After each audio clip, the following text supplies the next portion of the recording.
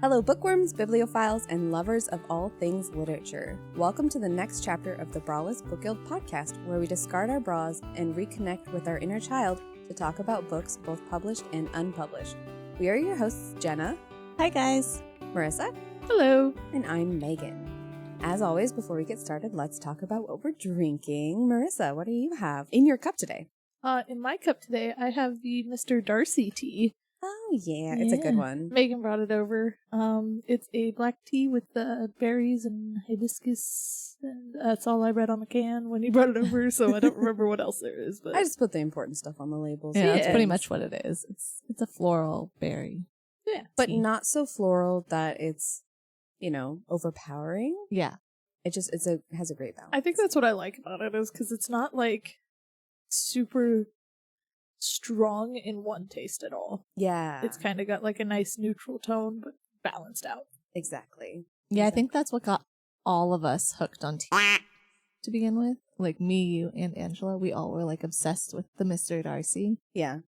tea, and then we branched out after Angela and I started working there. Yeah. Well, after Angela started working there, and then after I did, I definitely branched out. So, But yeah, it was good. It's a really good tea. It's a great tea. It's good for everyone, I think. Yeah, I haven't had it in a while because hibiscus isn't good for pregnancy or breastfeeding, so I will definitely be having that. I will be celebrating and drinking all the hibiscus tea when I'm done breastfeeding. That's when we got the tea advent. Yes. Everything had hibiscus, or it was not black tea. Yes. That was not a good advent calendar. I liked all the rooibos ones, so it kind of worked out because Megan gave me all her rooibos ones. Yeah, I do not like rooibos. But yeah, probably at least a third of it, if not more, had hibiscus in it. So I was like, can't drink this one, can't drink this one. Right. So what are you drinking, Jenna? On that note, I am drinking a vanilla oolong tea, which is divine. It smells like a sugar cookie. It's one of my favorite oolongs. I love oolong. Other than just plain milk oolong, which is probably my absolute favorite oolong. Go ahead and keep that over there so I don't smell it. Yeah, I noticed you were like, I'm making a migraine right after I'm making a migraine in my head. Migraine. I have a migraine right as I'm making my vanilla oolong, and I'm like, ooh, I will drink this far from Marissa. So We should just get you some menthol or something, rub it under your nose. yes, I actually have those little nasal decongestion Yeah, sniffer things, but it's in my car right now, so it's far away. yeah, I'd have to go outside and go get it. right. What about you, Megan? What are you drinking? I don't know, Jenna. Tell me, what am I drinking? You're drinking a maple oolong. It's very good. It's quite good. So my husband, funny story, when I was working at the tea shop, became obsessed with oolong teas, which is good. I like oolongs too. I think they're one of my favorite teas to just drink plain. It doesn't really need anything in it. Sometimes I feel like some greens, I need a little bit of sweetener. A lot of black teas, I end up putting cream and making it fog style. Not all, but oolongs all around, I don't really add much to it. If I do, it's maybe a very small hint of honey. But my husband got hooked on oolongs, and so anytime I see an interesting oolong, I buy it so that he can try it. Yeah. And so now I have all these little bags of oolongs, and I was like, oh, we're actually recording in the morning since we can have caffeine. I'm bringing oolongs. And it worked out because it's very tasty. Yes. Thank you. They're delicious. And I can smell that one. Yeah, that one's safe. I mean, mine's not super vanilla-y, but it does have a slight vanilla scent to it. Yeah. I'll just keep it away from you. Just It's gonna sound like I hate the smell of vanilla. It's fine. It just gives me headaches. It would be lovely if it didn't hurt my head. Yep. So today we're going to step into the past and talk about a lot of our favorite middle grade or younger reader books that we grew up with. So this is going to a lot of these are going to be really dating us. I don't know what you're talking about. I mean, I think every episode we kind of talk about our age. Yeah, that's true. But I think this is going to be a really fun episode because we kind of went over it a little bit in our very first episode, our introduction, the prologue. But being able to go through and actually go deeper into these books, and I'm hoping that we have some overlap so we can fully discuss on this. But a lot of mine are going to be very obscure that only I have ever read and that I don't think anyone has ever read. But listeners, if you have read any of our books, please comment and let us know. And yeah. I like that you say that. You're going to list every book. It's like, oh yeah, I read that one. Oh yeah, read I that will one. be so excited. I will be so excited. I actually, like, when I was moving out of my parents' house, finally, that's weird. That does sound weird. I lived with my parents when I moved home from Korea for a hot minute, but now finally taking all of my childhood books from there and putting them into my library. So I have them all. So if you guys would like to borrow any, That's awesome. we can go over them. Also, there's a theme with mine, so I'm very excited to hop in. So let's start with the youngest of us, Oh, Marissa, since you are the closest to middle school right now. the closest. Like I've just got out of it. Since you were just in middle school. I'm pretty sure I brought it up in that prologue episode, but the first one I have on my list is the Geronimo Stilton books. So those ones, definitely a little bit younger. I think I read them like 2nd or 3rd grade was when I was reading them. But they were, so the author writes under the pen name Geronimo Stilton. Oh, cool. So it's like he's actually writing the books, but it is the actual author's name is Elisabetta Dami. I don't know if that's how you pronounce it, but that's how I'm saying it. She's actually an Italian writer, and these are Italian children's books. With a name like Geronimo. Yeah, right. But basically, these books are Geronimo Stilton is a rat, a mouse, whatever you want to call it, who is a journalist and a scaredy mouse. Scared of everything, and somehow gets wrapped into these crazy adventures, Indiana Jones-esque adventures type stuff, where he goes like, he's on a pirate ship at one point, and he's in Egypt at one point, and stuff like that. But something I really liked about these books as a kid was the font of the words would like change to like match what the word is and stuff, or like what the word means. So, like, they'd have the word cheese. If they had the word cheese anywhere, it would, like, be a picture representation of cheese in the letters CHEESE. Oh, So it looked like Swiss cheese That's spelling so cool. cheese. that's cool. So as a kid, loved it, obviously. It was a funny book. It was a fun book. He had a really cool sister in there called Thea Stilton, who drives a motorcycle and does crazy stuff, so...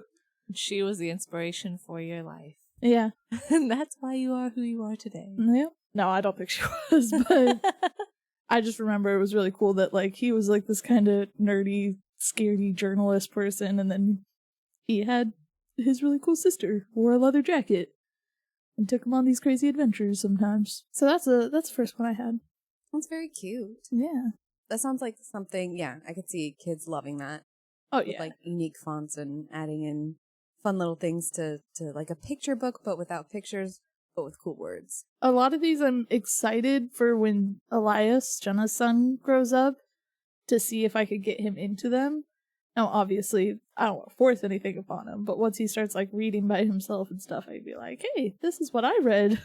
Maybe you'll like it. I'm so curious if he's going to be an avid reader, like The family. I am or... hoping so. He's obsessed with his books daily. We pull them all out of the shelf, and he knows, like, it's crazy. So he's a year and a half almost, and I'll sit there and I'll go, he'll start pulling out the books, and I go, bring me Llama Llama Red Pajama, and he brings me that exact book so that I can read he it. knows.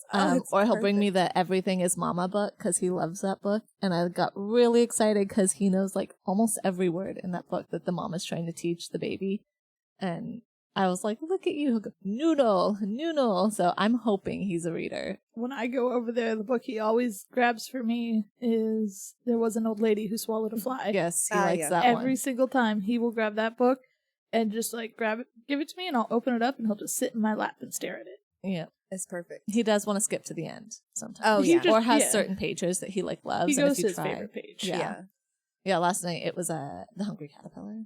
Ah. So, the Was very it about hungry cakes caterpillar. and sweets? Did you go to that page? Because No, he just likes, because we have the like cardboardy one. where you know, put the your hard- finger through? and you can put the finger through, Yeah. and like the first one is just like a tiny little page, and the second one, so it's like the first day is an apple, and then pears, and then plums, and so he liked that like it didn't really match up with the book, and he could kind of change it, and it was funny.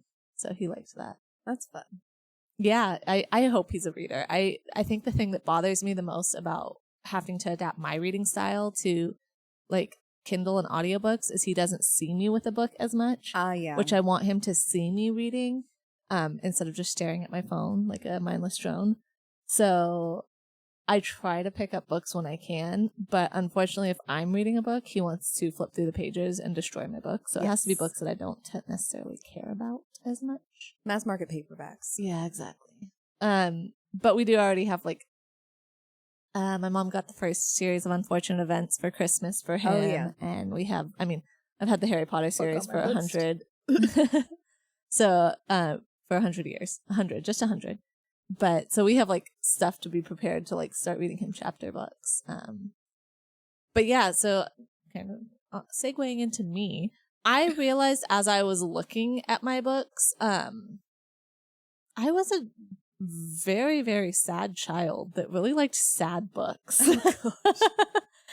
And I don't know when it started exactly, but it was, I'm sitting back and I'm thinking, okay, like we moved from one city up to this area, which is about an hour away. So significantly further away from my childhood. So a lot of times like that's the dividing line for me. Did I read it back then or did I read it in the new city? And that's kind of what I remember. And that was in 7th grade for me.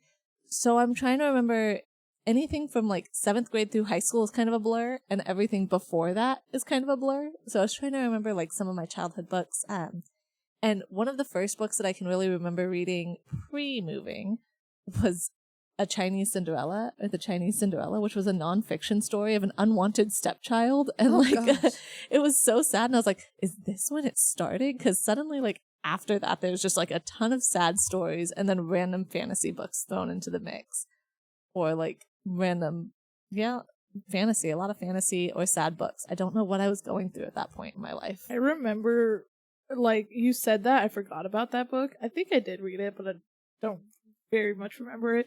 But I remember going up that staircase, that weird, like, L-shaped staircase, and at the very top we had that bookshelf, and it was in that bookshelf. Right. I can vividly remember the bookshelf, and I see a lot of the books from back then, but that was probably the beginning of, like, getting really into that's the first big chapter book I remember reading. And I probably read it like at least 5 times, like multiple times. I reread that book. I haven't read it since I was an adult. I wonder if I could read it now, because as a mom, I feel like it would be much harder to read stories of neglect and abuse and stuff like that. But if you think about like, I mean, you have the Cinder series. That's all about neglect and abuse. And but this was like dark. It's nonfiction. It's the author is telling her story of like how her parents or her stepmom treated her and stuff. Ella Enchanted. That's true. That's also a rough book to like when you really think about it, how she was like forced to do things that, you know. Yeah. Because that was her curse or whatever. The nice hidden way of fiction though. I probably could reread this, and I'd be interested to reread it and see if I still enjoy it. And it holds up to the test of time. I might have to find it again. But yeah, that was one of my first books that I remember reading as a kid. And I couldn't tell you much about it right now. I just remember being like, this is so sad and horrible. And for some reason, I kept going back and reading it. And then I went through like a phase of buying really sad and dark books. And the next one I was going to bring up was Harry Potter. And he was also an unwanted child. Yeah. So like, I remember reading those once we moved away, because we got to get out of Jehovah's Witness and actually enjoy things. So there was probably the first 3 or 4 books out by the time I got to read the first one. And then I remember being super excited each time the next one would come out. Oh, as with everybody. Everyone was. Everyone was waiting on the edge of their seats. Those young kids today, those whippersnappers, they'll never understand the anticipation of another Harry Potter book coming out. That was like peak childhood. Right. Too bad. I know. And then, I got into Harry Potter, which just led to like Lord of the Rings and just, spiral. Did you read Lord of the Rings in middle school? I read The Hobbit in middle school. Okay, Hobbit is definitely middle grade. Yes. Lord of the Rings, definitely not. Yeah. I read that probably somewhere between 8th and 9th school. Yeah. I'd want to say. I couldn't, but like I just said, everything's a blur. It could be wrong. Who knows? What about you, Megan? I'm going to go off of a segue kind of from Marissa's book, the first one, not the first one on my list, it's actually the last one on my list, but the one I want to talk about first is the Cirque du Freak books by Darren Shan, because it's another one where the main character in the book's name is Darren Shan.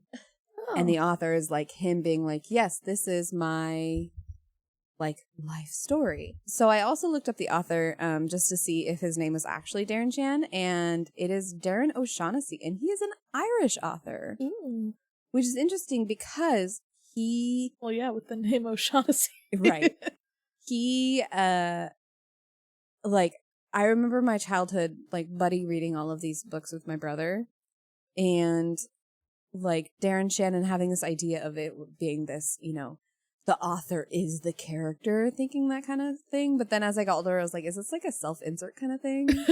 But I think it was just a style. But because he kept that name and he wanted to, like, keep his name attached to, like, whatever future books he read, he kept keeping it.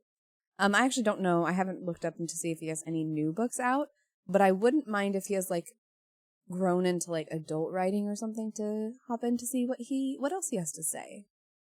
But those books were fun because they're all about like this kid who became a vampire and has to live in the vampire world and like learn this new world and like a different kind of vampires than what you know from Dracula or what was on TV, Blade at the time. Did he sparkle? He did not sparkle. I was gonna say, but not for. I'm trying to remember if he even went out in the sun, if there were vampires that could go out. I feel like he could because his, like, mentor, Mr. Creepsley, was it? I don't remember. I'm gonna have to, like, look it up again. His mentor's name was Mr. Creepsley? Yeah. I like that. Or is it Mr. Creepsley or Mr. Crepsley? But it was, like, had that, like, It's gonna be Creepsley. Yeah. They also did make a movie out of it. Oh. And I think, what's his name? PETA from Hunger Games is in it. Oh, really? I think he might have been the main character. Josh the something? movie was horrible. I remember seeing it because, you know, they had to wait until the kids were, yeah. Oh no, he wasn't. He was the like ultimate bad guy. Josh Hutcherson. That's it. I wanted to say Hudson, and I'm like, that's not right. Also, John C. Reilly was it's Mr. Crepsley, actually, but I pronounced it Creepsley. Was John C. Reilly, and I'm just like, that is the worst casting you could ever, because I always imagine him as like if you think about like the Vampire Lestat or something, this very attractive, like, I can lure you in kind of thing. I don't know. You said Mr. Creepsley, and I just pictured this tall, gaunt, pale-looking dude. Yeah, I was kind of imagining the creepy butler type feeling. Yeah.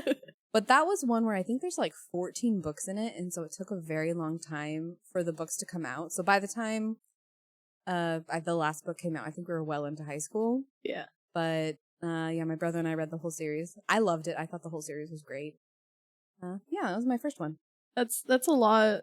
You said the series coming out and you were well into high school. I think that's a lot of the books on my list where, like, even the Geronimo Stilton books, I think there's new ones coming out. Still. I don't know about still, but like we were at Barnes and Noble the other day and I was looking at them and I'm like, I don't remember reading this one. I don't remember reading this one. So yeah, I don't know. Maybe it's new. Maybe it was just I didn't read that one when I was younger.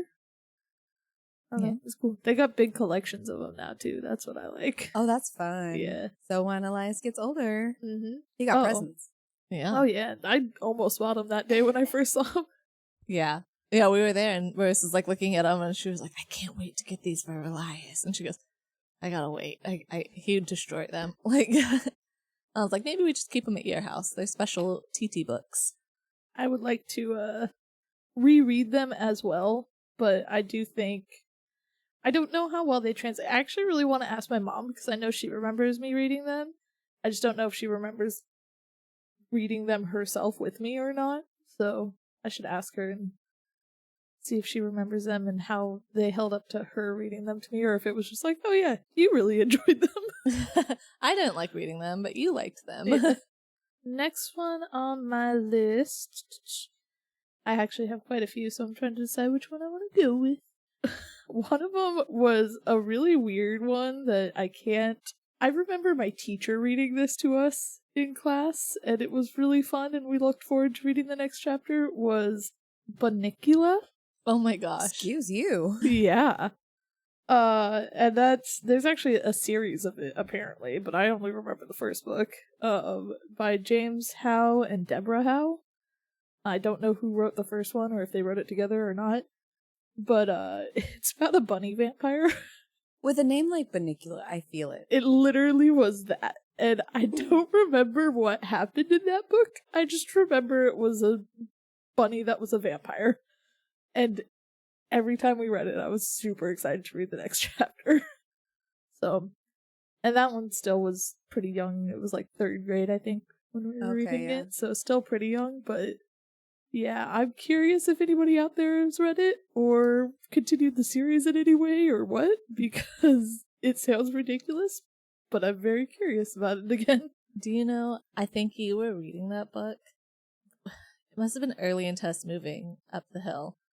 And it was one of my first sleepovers, and I had this friend Amber that came over, and she the one that lived down the road? Yeah. And she got like lipstick and like put it down, and she was like, I am Bunnicula.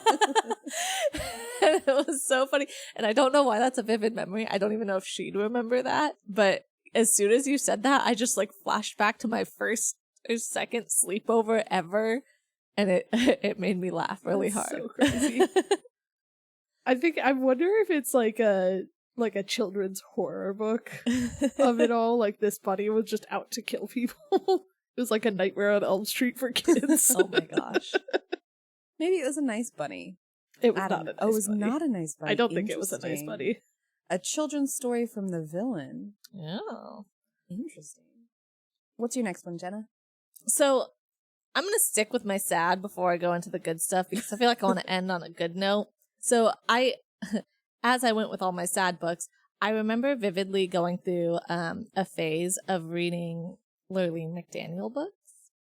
And her books are like the saddest books ever. They're like literally about like kids in high school getting like being in relationships and like dying. Like I remember vividly having a book that was like telling Christina goodbye, and we used like a quote from this book as like it was like an inside joke with friends. Like we'd say it to each other as me and like my friend group, and it was like about this couple and their best friend Christina, and they get in a car accident and Christina dies, and like the grief of it. And I don't know why I went through a phase of having to read these horrible sad books about like people dying or getting terminal illnesses. But I literally remember going into my high school or junior high library and like checking out each book I could by this author. It was preparing you for John Green books. Yeah, essentially it was the early John Green books. And maybe it's because like we joke in our family that we're all broken and we don't cry very easily. So I was like, I need to have something that's not real to cry over. But I was like, I needed to read sad books. And me and my friends all went through a phase of reading these really sad, crazy books. You also were very emo at that time. That was pre-emo, though. Emo was like 9th grade. This was like 7th, 8th grade. That was, you're working up to being emo. Yeah, you're I like, was I'm reading the prepping myself. books. Now I need to look the part. Right. Your emo phase did not last very long, though. Yeah, it was probably pretty over by about mid-10th grade when I met you guys. Yeah. We were actually just talking recently during our last D&D session about like meeting you for the first time and how I have this very vivid memory of seeing you for the first time and being like, who is this girl? But then by the time you broke up with he who shall not be named. He who shall not be named. I don't want his name on this podcast. By the time you broke up with him, we had all the girls adopted Jenna into our group, and we're just like, you're with us now. Yes. And then all the guys like went with him, and then our basic core core friend group was formed. Yeah. So that was like junior year. I joke all the time that I got all the good friends out of the divorce. Yeah, you did. But yeah. And so yeah, it was just my roundup to being, an emotional teenager. Like I had to read the sad, horrible like books. And after this one, I promise all my books will maybe not be not sad, but not quite as sad. But yeah, I was thinking back to like books that stood out to me as a teenager, and for some reason I'm like, gosh, why were all of these like such horrible sad books? Do you remember as you were reading them being like, oh, this is like horrible and sad? Or is it looking back on it now? No, it was for sure like I was reading them going like, oh, these are it was like reading like a Walk to Remember books. Yeah. Where you like you're watching this movie that's gonna make you cry. Mm-hmm. And you're specifically like you're dealing with like an emotional breakup or something and you just want to cry. I think it was literally just becoming a teenager and like all your emotions are haywire. Oh, and you're yeah. like, oh my God, it's so beautiful and sad. And actually, I will say before I go into like other ones, I did go through like the normal phase of, I think like a lot of us read like the Speak books and the, I thought those were Those type required of- reading almost. oh, mine wasn't required. Like at that Fever time. 1793 or whatever it was, Speak. Yeah, I don't remember Hatchet. Speak being in mine. I do No? remember Hatchet, but The Other Side of the Mountain. Yeah, there were some that I definitely remember as being required reading that made it into my probable list. Old Yeller. Where the Redfern grows, yeah. Marissa's looking at us like, I've never even heard of these books. No, I've heard of some of them. When you said Fever 1797, all I could think of was like Fahrenheit 451, and I'm all like, is she getting it confused? And then I got hung up on that. So Island of the Blue Dolphins was Oh, in it. yes. That was one of my favorites. I loved that one. I So- feel like that one is required reading for Californian readers. I don't think anyone else, because it's set in like Yeah. California. that Yeah. was one of the things when I was looking up children's books. That book made me think of when we were talking in mythologies about like Native American stuff. But I don't know if the author is, so I I Did don't it think really- the author I don't think so. was. I think his name was like Scott something. And So then like, it ended up being like it was a true story, but very much embellished. yeah, In that the woman who was left on the island for however long, in the book, it's made it sound like she was there for years and years until she was rescued. But I think in reality, it was like 2 weeks. yeah. I remember. I Scott liked that. Odell. Yeah, so it's like I don't know. Maybe like passed down through the generations. That's why his name is. She was. It's based off a true story of a Native American who was left alone for 18 years. No way. Yeah. 18 years? Yeah, during the 19th century. Yeah, I remember loving this book. It's funny because Yeah. so my mom and I took my son to like a little spring carnival at a semi-local library, and of course it rained during spring carnival, so all of a sudden it was inside in the library, and they had like a little children's room, and then they had like all the like kids books that like led into like middle school books, and I saw the Island of the Blue Dolphins, and I was like, whoa, I just unlocked a childhood memory right there. And I was like, I forgot how much I loved that book. And then I wanted to just wander the aisles and find them, but my son had other ideas. I think that was 4th grade was when we had to read, because I think Yeah. that was like 4th grade history was California specific. I think. Wow, you have a better memory than I do. But I guess that's actually biologically proven that once you have a kid, your memory like goes. Oh, yeah. She just uses that as an excuse. She literally used that as an excuse yesterday when we were driving in the car. Proven. I was just reading something about it. How I mean, Jelani was like, "Hey, what was that D&D character that I came up with that I thought was super cool?" And she's like, "I don't remember. I don't even remember you talking to me about that." And he's all like, "No, I did. I had a dream about it." She's all like, "Look, I talked about this. My memory doesn't work anymore because I had a kid." no, it's okay. So because you can trust everything on the internet, and everything on the internet is absolutely true. Of course. I was reading this thing and they talked about a study. So, I mean, it gave it a little more credibility. I didn't look up the study because I honestly don't have the time or energy to delve too deep into it. But it was saying that, I guess when you have a baby, you're something about the area in your mind that stores memories is lessened, but the area in the mind that responds to emotion is heightened. And so that you're more likely to essentially pay attention to and take care of the child's needs because the kid's not going to like logic with you and like tell you things. So I was like, oh, that explains so much. And I was like, and so I sent it to Jelani as proof because I forget everything all the time now. And that's abnormal for me.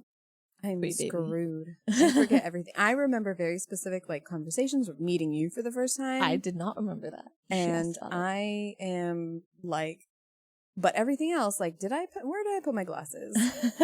Where did I put my stylus for drawing art? Every time. Oh, I'm see, I screwed. can randomly find things for some reason. Like, I just get like random flashes of like exactly what it looked like on the shelf. So I'm like, oh, that's where I put the stylus, or that's where I put, Dang. But that's what Jelani's glasses are. Your remote control for the Right. lights. Yes, I'm like, Yeah. I can find that randomly, like so easy. But as far as like certain memories about things, like I have to stumble across Island of the Blue Dolphins to unlock that memory. Yeah. Honestly, I forgot about it until you just brought it up. So. It's like a video game, Oh, look, I found this, and I unlocked an entire other area of my brain. At least it's not behind a paywall. That's true. That's true. Okay, let's run away from So my it's turned sad into a books. mommy pad podcast. Let me tell you all about Mom Brain and how you can unlock your childhood memories. So I'm going to segue off of yours as well Okay. and go into the book the book series that made me cry for the very first time. Like a book that I very remember.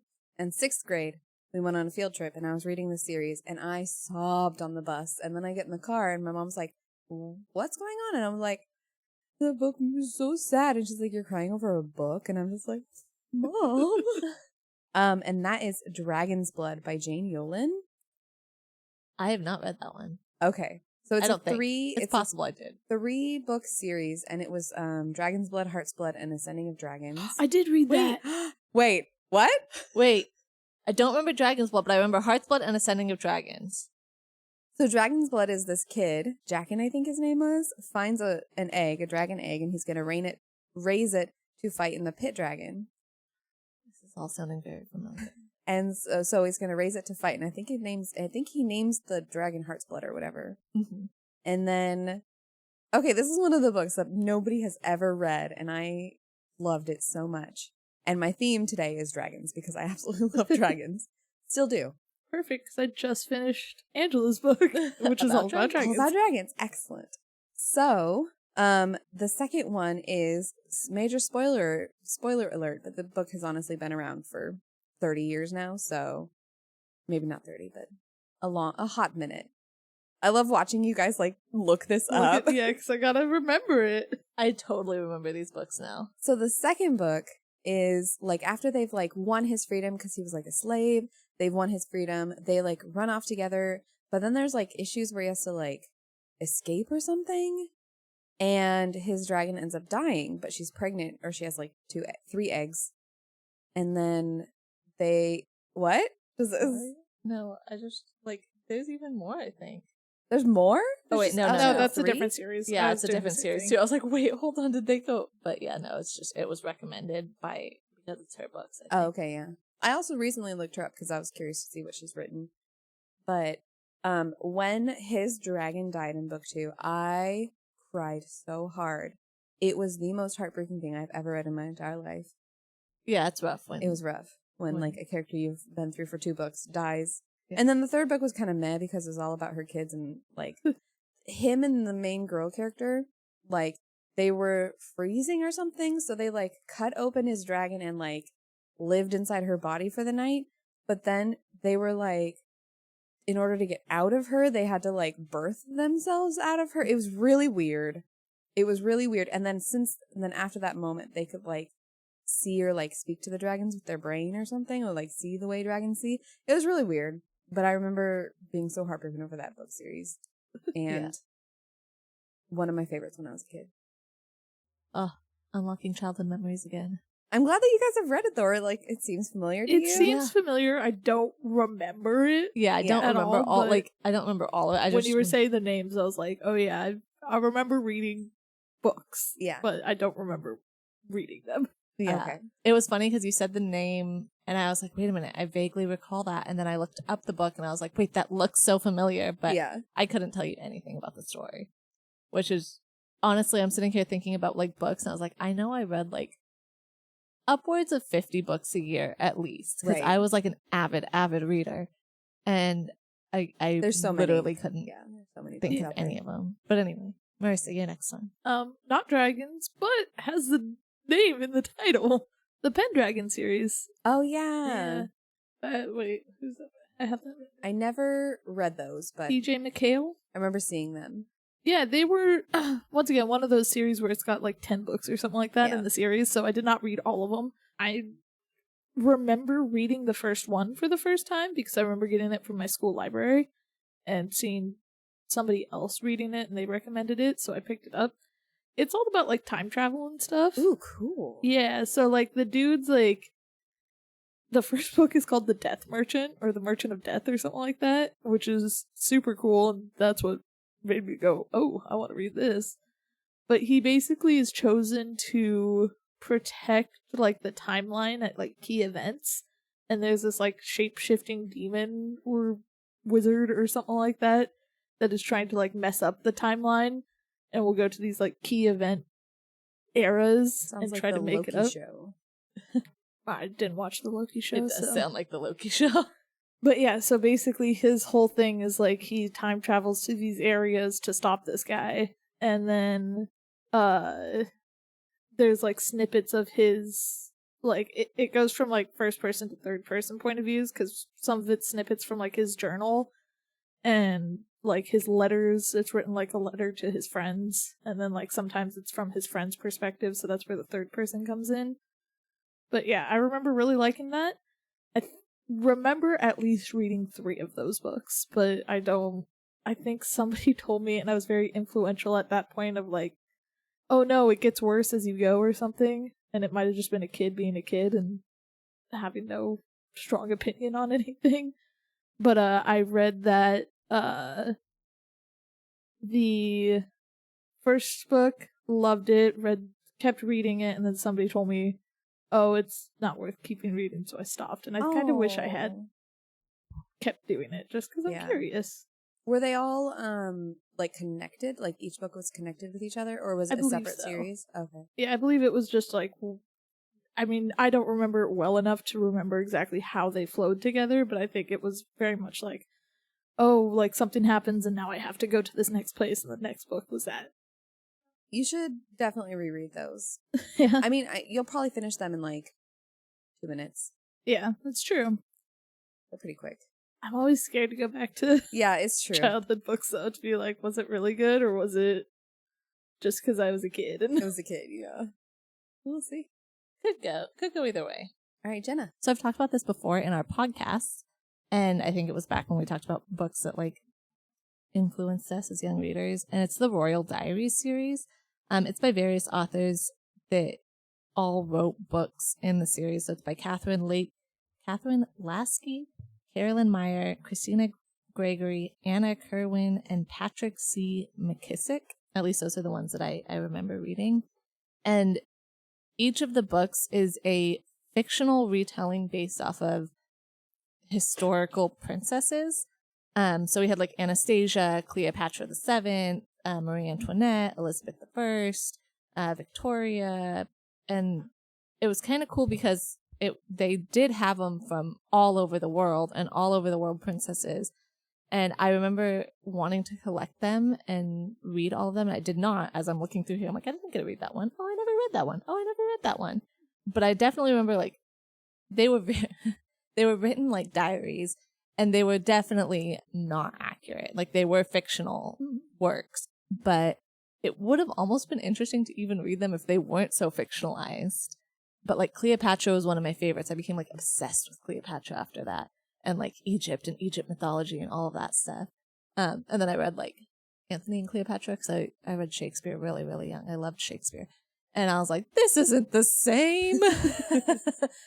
And I'd like watch all the Cleopatra movies and stuff like that. And I loved that one. I liked Marie Antoinette's. And now I'm looking through here and I'm like, I want to buy all of these and reread them. And who knows, maybe I'll have a little girl one day that will enjoy them, because they are definitely geared kind of more towards girls. They're all princesses, but maybe Elias will like them anyways, because gender is a construct, Jenna. I just don't see it. Because, well, actually, I could see it. He's pretty obsessed with Minnie Mouse. He loves Minnie Mouse right now. He definitely has no interest in all of the girly books that he has on his shelves. He's much more interested in the boyish ones. But hopefully, maybe you never know. One day he might. I'll give it a go. But yeah, I liked those books. Those whirled me into royalty and like stuff like that. I think I read like The Princess Academy after that, and a lot of like fairy tale retellings like Beauty by Robin McKinley and stuff like that. So I went into all those. I remember I think it was Robin McKinley who did the not the Cinderella, the Rapunzel retelling, I think. Sounds familiar. I remember that one. That one was really dark because it had like a very dark ending, but it like kind of stayed true to the Actual fairy tale. Because her prince or something was blind. I remember the only thing I remember about that book. I don't know if it was Robin McKinley or not. The only thing I really remember was that she had a like pet lice that she would feed. What? They didn't live in her hair, but they like lived in the corner of her tower, and then she would like cut her finger and then feed him a bit of blood. I know, that's all I remember. That's crazy. Yeah. Stuff was weird. And it's also weird what we remember from back in the day. Totally true. So my next one is going off of Dragon still, is Dragon's Milk by Susan Fletcher, which was also a series. It is the Dragon Chronicles, Dragon's Milk. There's 4 of them. I don't have the 4th one. Oh my gosh. Okay, it's Dragon's Milk, A Flight of the Dragonkin, and Sign of the Dove. And those were all about dragons. They're all separate stories, but they're interconnected. So like each book is about a different character. So the first one is about a girl who her younger sister was sick, and the only thing to like cure that sickness was dragon's milk, like breast milk from a dragon. Sound really familiar? I can show you the cover. Does that cover look familiar? No? No. Okay. Also, the cover of this, like the cover art of this one is very inspiring to like how I draw these days. So she like would have to go to the dragon and get milk from her, and then she would like play with the dragons like babies and stuff, and then feed her younger sister to help cure her. Yeah. Oh, and she can talk to dragons, and she's the only one who can. I don't remember, but yeah, I remember loving that entire series. I had not heard of that one. There's one that we haven't heard of. Well, or sounds Hey. familiar, but we haven't read, so. Yeah. The next one, I'm pretty sure a lot of people read. It took me a while. I don't remember anything about this book other than the fact that my mom read it and then told me to read it, or we read it together or something. And looking back, I don't know why she read it when she was older. Maybe she just liked it. Maybe she was trying to get me to read it to get something. But it was Super Fudge by Judy Blume. Oh, yeah. And that was part of the Fudge series, which is like, the first one is like Tales of 4th Grade Nothing, and there was a bunch more. I did not read any of the other ones, but I read that one. And I didn't realize it was part of a series until I went to look it up now. And I was like, oh, shoot. I'm looking up Judy Blume because I'm sure I've read some of her books. She has a ton. Oh, she's got a ton. But I don't remember. Oh, I wrote Judy Blood, not Judy Blume. I was getting very strange books. This one was just, and I think all of them were kind of like that. It was just kind of a, like, almost slice of life. Not even slice of life, but just like a kid being a kid and dealing with kid stuff. Of like, hey, there's a new baby in the house, and Right. we call him baby for a long time. And the main character likes to go by the name Fudge, even though that's not her real name or something, and she gets upset when people don't call her by Fudge. And I don't know, I don't remember anything like interesting about this book, but I remember Mom reading it and me reading it, and it was something we could talk about. I remember that book. I don't remember the book. Yeah. It's like I remember I remember holding the book. I just don't remember the book. I know, And that's kind of how Judy Blume books are for me. Like, yeah. I remember having a handful of them and reading a handful. I just don't remember the book. Yeah, and that was kind of like, it really wasn't until just the other day when I was looking up books for this episode that I was trying to remember that book. I was like, what was the book Mom and I read together? And I was like, it was something to do with Fudge. So I looked up Fudge and I found it. And I'm like, I don't remember anything about this book though. So yeah, that was One childhood book of a memory that doesn't tell you anything about the book. exactly. It was something that, it was a core memory of Ike's. It was a book that me and my mom shared, but I don't remember the book. I think the memory is the more important part then. Yeah. There's a lot of stuff that I think, looking back, I read because my mom read. Or Oh, I yeah. read because Jenna read. And Jenna's books were a bit more when I got older and I got more towards high school, so stuff like the James Patterson books that you guys were obsessed with. And like stuff that like when Twilight came out and you guys were into it, I was a little bit older getting stuff from you guys.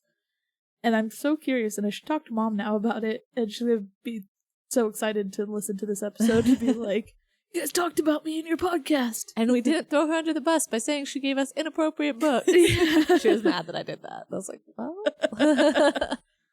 But yeah, I'm curious of how much Mom read just so I would read. Yeah. And Yeah. look where you are now. I know. Thanks, Mom. I remember going to, I was a big library person. I loved the libraries. Probably because of like Matilda. You see Matilda and it's like, oh my God, the library. It's the best Right. place ever. And I remember going to the library a lot with my mom and begging her to go to the library and checking out books and stuff like that. And I don't know why. I remember checking out like complete works of William Shakespeare multiple times. And I was like, I'm going to read this whole thing. Eventually we bought it for you. That was probably in like 5th grade that I wanted to read the complete works of William Shakespeare and lug it, a huge giant book around to school. And I was like, this is much harder to hide under my desk than my tiny little paperbacks. Did that include Titus Andronicus? Oh, Because God, I don't even know. I just remember it was definitely in the adult section. okay. So it was not a kid's work of William Shakespeare. But I remember often going to the library and I'd be like, okay, starting in the kids section, get a couple books. And I'd be like, all right, I'm going to read a big one and like get a big book, and then realize it's a lot harder to sneak that when you're supposed to be doing your math homework and you're reading under your desk when you have a giant book. So What's next on your list, Jenna? oh, it's me. It's all about me now. Next on my list, this is when it starts to get kind of blurry, and I don't really remember when I read some of these books. I want to say it was probably early high school, but I remember loving the books Angus Thongs and Full Frontal Snogging. Oh my gosh, I forgot about that. What? You didn't hear about that? I've never heard of this book. There was a movie on it. Okay, And granted, that's how I heard about it. if it didn't have mermaids, dragons, fairies, or anything like that in it, I did not read it. Yeah, so I definitely like had chunks of time where I was into very certain types of books. So I'd like be in my fantasy, and all I wanted to read was fantasy books. And then I'd go through like phases of just wanting to read like normal high school kids books, which is, you know, my horrible, sad Lorleen McDaniels and stuff like that. And Angus Thongs and Full Frontal Snogging is one of those books. It actually is a series, and I don't think I read all of them. I think I wanted to, but they were coming out as I was doing that, and it was like I'm horrible about keeping up with series if I don't remember everything about it anyway. But it was the awkward kid that, and I think it was set in like Britain, Yeah. Great Britain. It's gotta be, because Because snogging is not a... yeah, and stuff like that. So it definitely had all of that stuff in it. I remember that movie coming out, and it came out when I was in like middle school, so it was a little bit, I think, later for you guys. I want to say it was like a Nickelodeon movie Oh. or something like that, and it was one of those like really awkward, like it's supposed to be that awkward stage, so they had those awkward moments of them like kissing, and it was like really up close, and you're like, oh God, I don't want to watch this. Yeah, it was one of those like purposely awkward books, like the awkward little like girl in school who's just like, I want to be cool and I want to like do the, you know, like have a boyfriend, and but I'm like kind of awkward and weird, and like it's that thing that we all go through like as teenagers when you're like blossoming into yourself kind of thing. And it was really funny. It kind of, from what I remember, it was like the middle grade version of like the Sophie Kinsella novels, where they're like funny and goofy, and you're like, oh my gosh, hiding from secondhand embarrassment and like Yeah. laughing. And I don't remember much about the book. I couldn't tell you even a single scene from the book, but I remember loving that book. And I don't know why. I didn't read the book, but I watched that movie. It was also It one was of those very like, awkward. it was one of those titles that, how can you ever forget? Angus Thongs and Full Frontal Song. Angus, I'm pretty sure, is her cat, if I Okay. remember Yeah, correctly. I think so. Like, and I could totally be making that up. I could be wrong. Readers, if you have read this book and you remember, tell me if I am wrong or right. What makes it even more awkward is I'm pretty sure I watched it at Grandma's house. Oh, gosh. Sounds like something Grandma would watch with us. She's like, it's Nickelodeon, it's fine. My grandma, now that we're all adults, is like the funniest person ever, but we're all like too far away and not as close with her, so we get the really funny videos from our cousin who lives closer to her. You do. I don't get any of those videos. And she's just like the goofy, weirdest person now who will say like the most random things. And I love it. She kind of always was, but That's true. we just were too young to really realize it. And then as we got older, we're like, you're just silly. You're just silly. Absolutely love my grandma, though. Yeah, she's really funny. All right, what about you, Megan? My next one is the Redwall series Nope. by Brian Jacks. Redwall? Animals. Oh my gosh. Redwall's like so. one of the most famous middle grade books of all time. It's all about animals, mice and badgers fighting each other and going on adventures. That's awesome. I did not read that. But you've heard of it, right? Nope. I am like blown away. So basically, I remember like very vividly, I think it was like 5th grade, seeing someone reading Marl Fox by Brian Jacks. And it's like, so it's, I think there's like 25 books in the series. And each one is based in like a different time period, but it's all around this idea that, you know, there's this abbey, which is Redwall, that is run by a bunch of mice. And Martin the Warrior is like this like the starter, I guess, of the Redwall or whatever. Anyway, so it's about these animals and like it's all based around that. And Marl Fox is like the bad guys, and the cover's like very vivid in my brain. There's like a fox with like an axe, and he's got like his cloak kind of half obscuring his body. And I remember seeing that on a boy's desk. And so then when I went into a bookstore, the person was like, "Oh, I recommend the Redwall series," and I was like, "That's a boy series." And the person who is a woman was like, "No, it's not. It's for everybody. I read these and I love them." And I was just like, wow, she's the coolest ever. And so I picked up the first one, which is Muriel of Redwall. Or it's not the first one, but my first one. You could read these out of order. It's totally fine because they're not in like any chronological order. Muriel of Redwall, which is about this cool mouse who was like going to be like shipped off as a slave, I think. And so she takes the rope that was binding her and like turns it into a weapon and like escapes and goes on the adventures. My favorite, the one that again made me cry, this is well after the Dragon's Blood series though, was Luke, The Legend of Luke, which is like Martin the Warrior's dad, and his story about how like he was trying his best to get back to his son and family and then didn't make it because it was just so sad. Oh my gosh. Oh, I still feel it in my heart. But yeah, that series is really good. I actually, even though it's called the Redwall series, I never read Redwall. Hang on. I never read Redwall. There we go. But yeah, that one was really good. A couple years ago, I ended up like purchasing the entire set because they had this huge like sale. And I thought, I'm going to read them all from like chronological order, not the order that they were released, but like the very first one that like in the storyline is chronological from like back. And I never did because there's like 25 of them and it's a lot. Yeah. But why is big it order. like every child series is like, right. it's not a trilogy, it's not a duology, it's like 40 of these books that are all set in the same. I think because they're easy to Percy write. Jackson. And he's still going. I know. I also remember this series is famous for like descriptions of food to the point that this was like one of the very first like cookbooks. You know how it's like a trend to have like the Star Wars cookbook, the Percy Jackson cookbook, the blah blah blah cookbook. This was like the first one where it's like the unofficial Redwall cookbook way back in the day. Like I remember in high school that coming out and being like, well, now I want it because they always talked about like dandelion root cake or something. All of the descriptions of food were absolutely mouthwatering and I needed it. I think I might need to get that cookbook now. Start making stuff for our podcast from it. Yeah.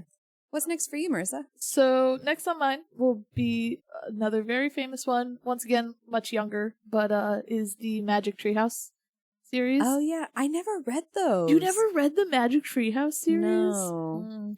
That one got me not in trouble at school, but got a really funny story at school for that one. But that's by Mary Pope Osborne.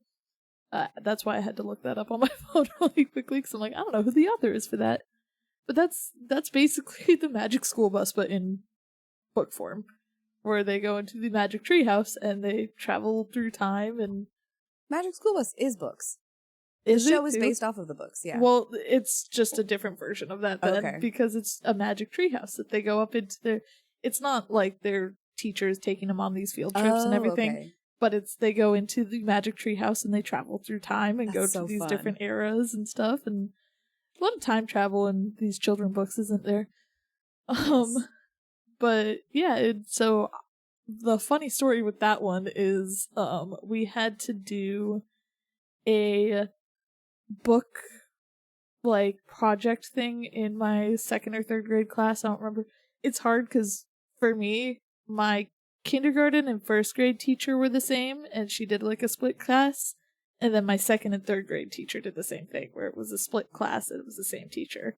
So they blend together. So it was either second or third grade. We had to do a project for a book, and we chose a book. We made this little like almost like time capsule type thing where we put stuff that is involved in the book in that tin can or whatever. And you did a project of like show and tell. And the teacher kept those little tin cans up on the top shelves of the classroom all year. Well, one of the things I put in that was an apple. Oh no. Oh no. And we forgot about that. And for some reason, our classroom was invaded by gnats all year. And we didn't know why until the end of the year when everybody was picking up their stuff. It's all your And it fault. was the apple. Oh god. Well, What was your project about? Magic Treehouse. Oh, just the Magic Treehouse. Okay. Yeah, I don't remember which one it was. It was one of the books. I can't remember which one. So you were obviously like apple tree. Yeah, Hey, it was apple. something. Had something to do with that, and so I put an apple in there.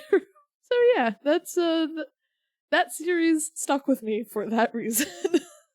But it was a fun series. It was, like I said, a bunch of time travel. So they went back to like dinosaur era, and they went to like Egypt and stuff like that. And that's fun.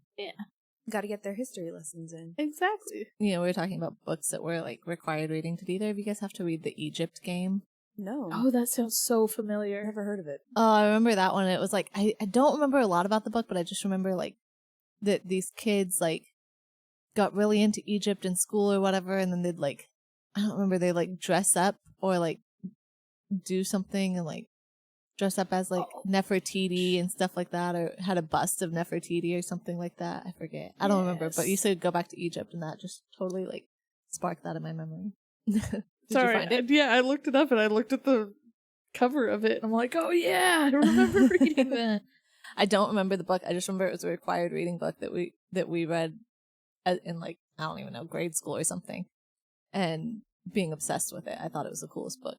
You know, I don't know when I stopped reading what they told me to read, because I actually enjoyed a lot of the books they told me to read early on, and I was, you know, such a little like brand nosing good student before. It was literally just they were some kids that were playing imaginary Egypt because they went to this old shop, this like antique shop, and they found the bust of Nefertiti.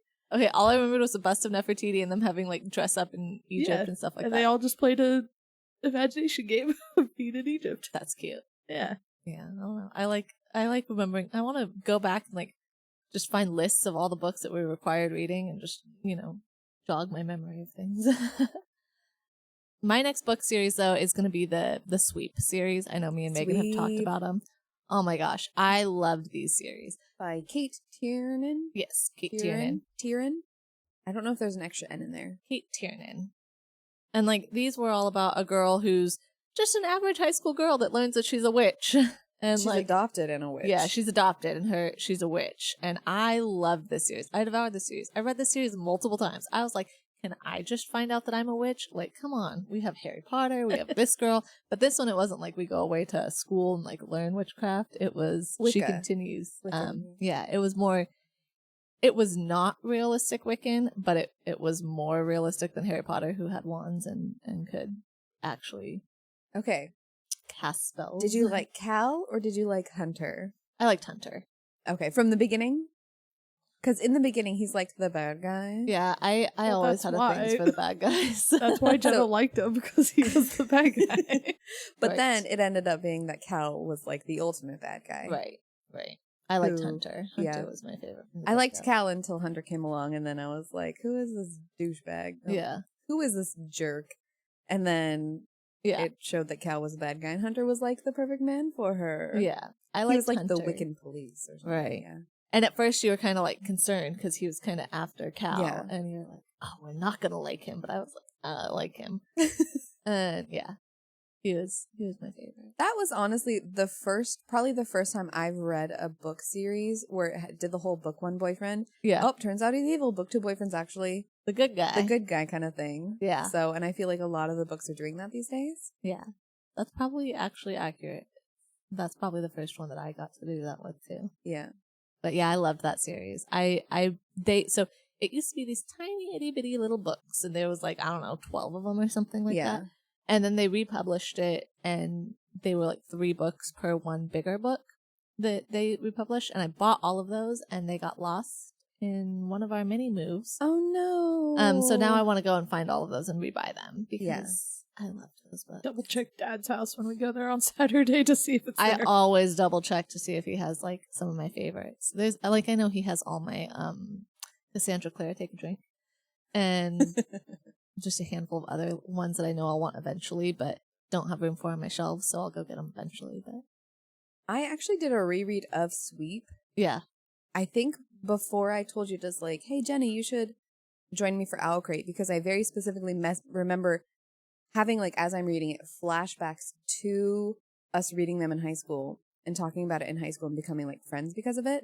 And so that was when I was just like, oh, I'm rereading these. I'm getting like really back into reading. I'm going to get this Owl Crate box. So I was like, hey Jenny, you should join me on this Owl Crate box, because I think I remember messaging and being like, hey, hot minute. The last time I saw you was at my wedding. We haven't really been a while.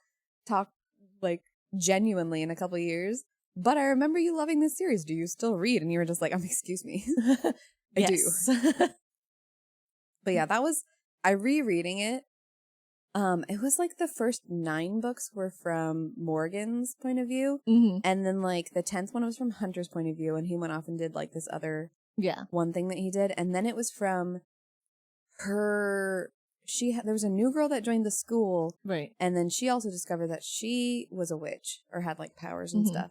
And then it went from her point of view. And I was like, I am not interested in this at all. So I Yeah. never actually finished the full reread. And then Night's Child, which was like the slightly Flashback. older. It wasn't the flashback. It was Oh. the set in the future. Mm, And it was about her daughter. that's right. That's Do you right. remember? I do remember that. There's one too where wasn't there one of the books where it was like from her like Oh, mom or her grandmother's point of view or something? like Yeah, that? it was her. You're right.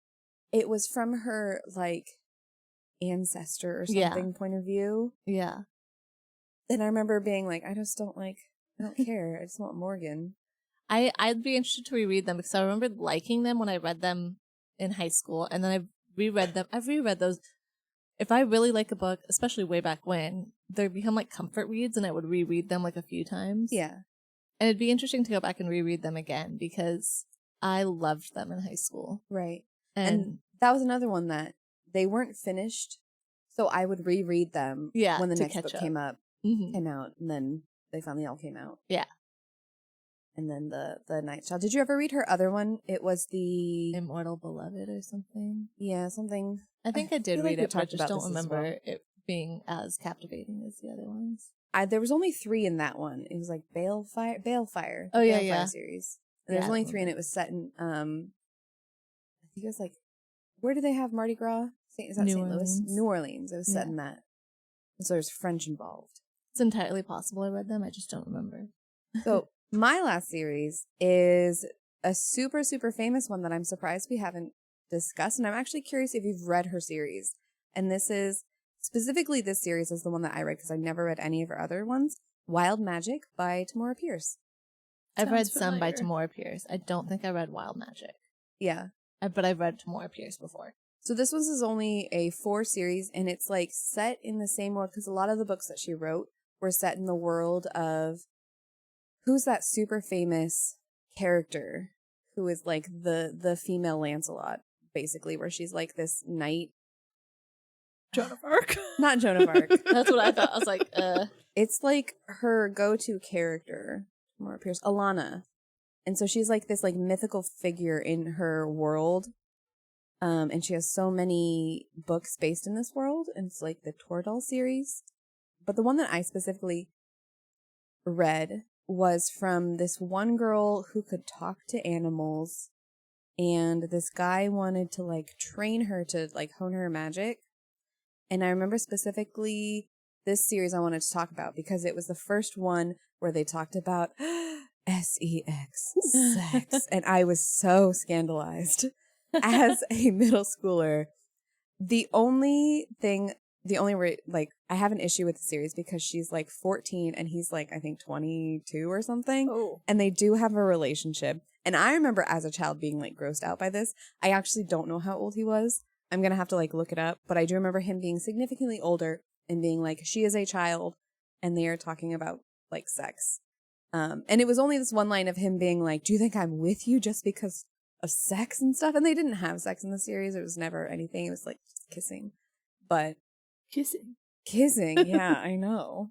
Gross. That's the series. I don't remember. I just remember she could talk to animals, and I thought that was the coolest thing because I loved animals. I want to talk to animals. And he was like a magician, or he could like do magic and was training her.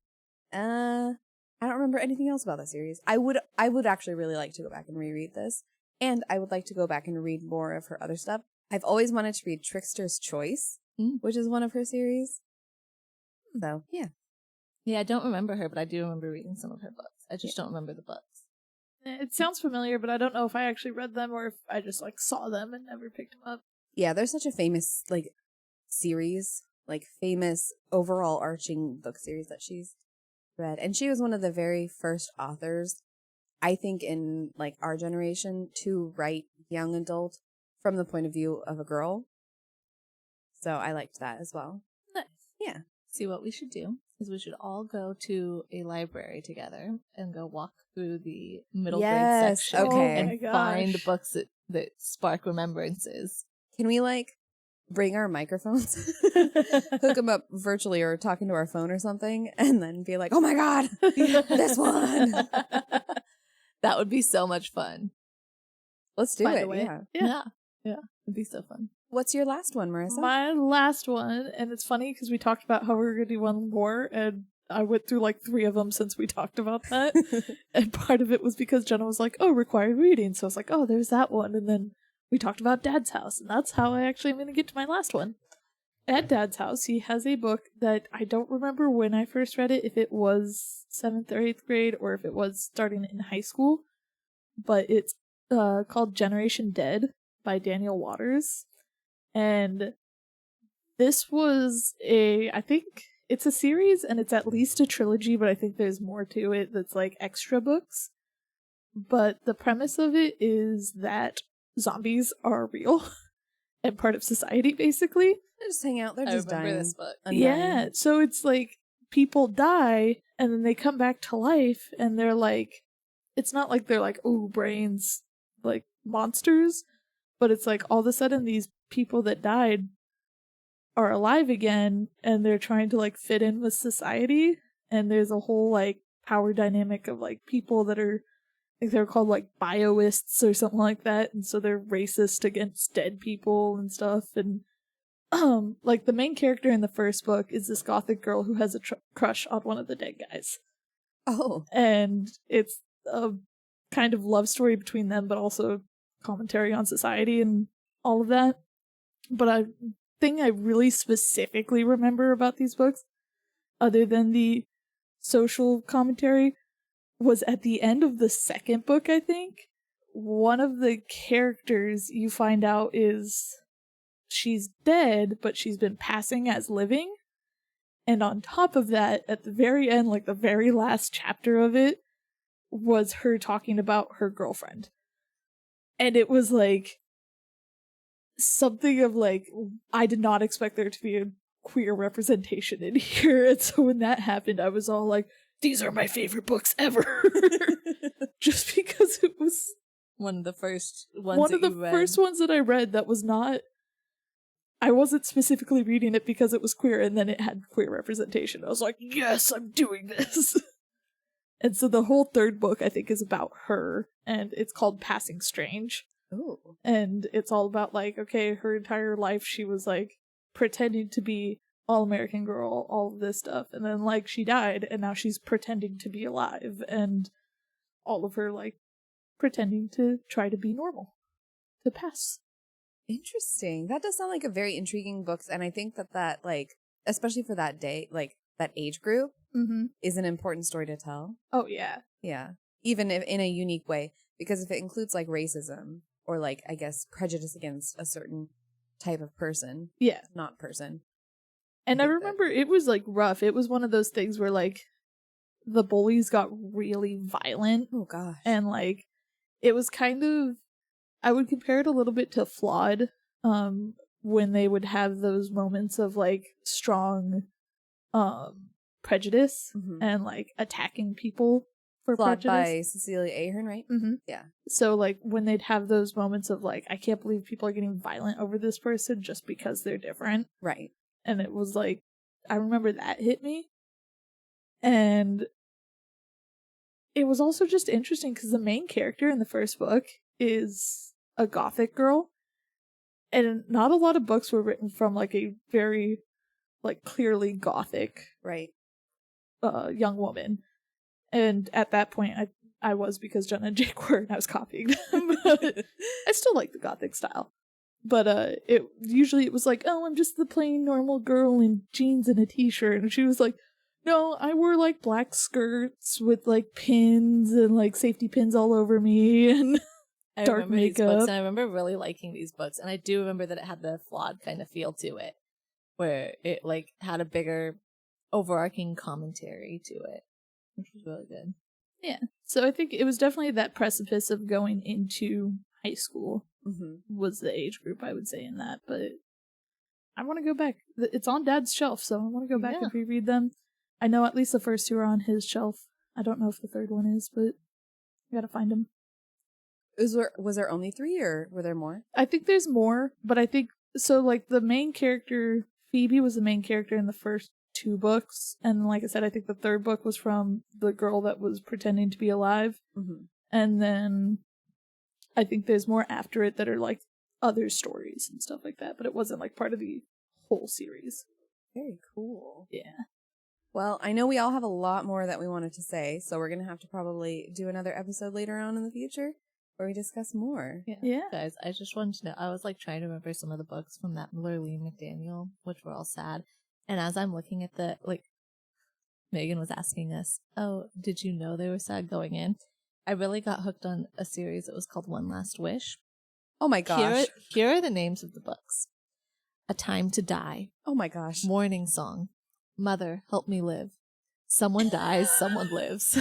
16 and Dying. Let Him Live. Jenna's emo face. Please don't die. She died too young. All the days of her life. A season for goodbye. Reach for tomorrow. One last wish.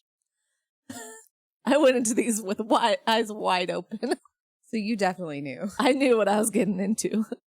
Jeez. They were heavy titles right off the bat. It's like it's Adam Silvera and someone else. Is it Adam Silvera, I think, that did the author? They both die at the end.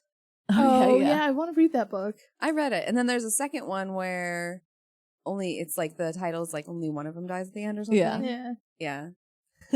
It's like you go in and they tell you right up. And it's Right like, up. hey, this is what this is about. Yeah. It cannot be. Anything else. Yeah.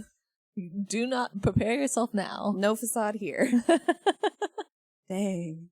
Yeah. So I was just, I was sitting here and I'm laughing to myself and I'm like, you know, I knew they were sad, but I didn't realize when I'm looking back, just how morbid even the titles were. My teachers were probably like, this girl needs help. Like, Back in that day, Yeah. they didn't care. they weren't paying no attention. No. Even if they were, they were just like, yeah, She'll be fine. she'll be fine. Depression doesn't exist. So what depressing books are you guys reading? What's making you book. cry lately?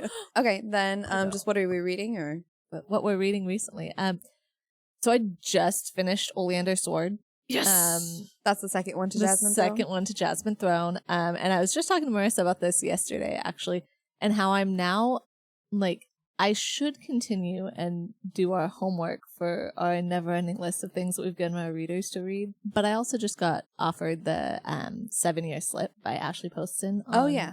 Libby, so I'm probably going to read that and take a little bit of a break because her books are quick, Yeah. and that'll just refresh myself. Yeah. How about you, Marissa? I also just finished Angela's book, Eon, by Alison Goodman.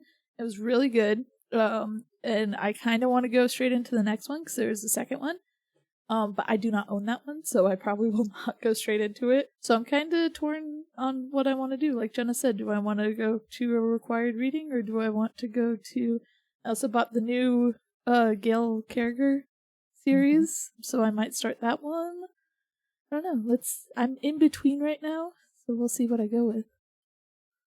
Also, let's take a moment to apologize. Yes, we'd all like to formally apologize. I was randomly on Gail Carriger's website, and she said, here's how I pronounce my last name, and we have been saying it wrong for years. Yeah. So, Gail, please accept our apology. We will pronounce your name correctly from now on. Yes. Yes. Because we will talk about you All the time. all the Every time. episode. Yeah. Yes. New drinking game. Gail Carriger or Cassandra Clare, we are drinking. Garth Or- Nix for me? Yeah, I was going to say, or Garth Nix or Rick Riordan, because Yeah, anytime I mention Percy. Percy There you go. Jackson. My sassy or- boy Percy. Yeah. What about you, Megan? I am picking up a book that I started years ago and never actually finished because it was through Libby and my thing expired before I could finish it. And it is I Hope You Get This Message. It was an Owl Crate book that we got. And this is I Hope You Get This Message by Farah Nazrishi. And it's about basically aliens have decided Earth is no longer salvageable. And they sent a message to Earth being like, hey, prepare for your doom. Yes. We're going to destroy you. And how people are responding to that. That's awesome. So, all right. Jenna found this amazing quote. It is perfect for today. And it is a children's story that can only be enjoyed by children is not a good children's story in the slightest. And that is by C.S. Lewis. And I totally agree. Because how many times did we say today, I want to reread this or I want to go back and Right. Yeah. reread this? And the fact that it has stuck with us for so long and like we can make this entire episode talking about books that, you know, Stood out. stood out to us when we were younger. And that to the point that we would want to reread them. Yeah. So I think that's perfect. So, all right. We will see you guys next time. Oh, also, quick thing. If you would like us to read your book and talk about it on our podcast, don't hesitate to email us at braleysbookguild@gmail.com. Yeah, we like homework. We really do. Yeah. All right. Bye.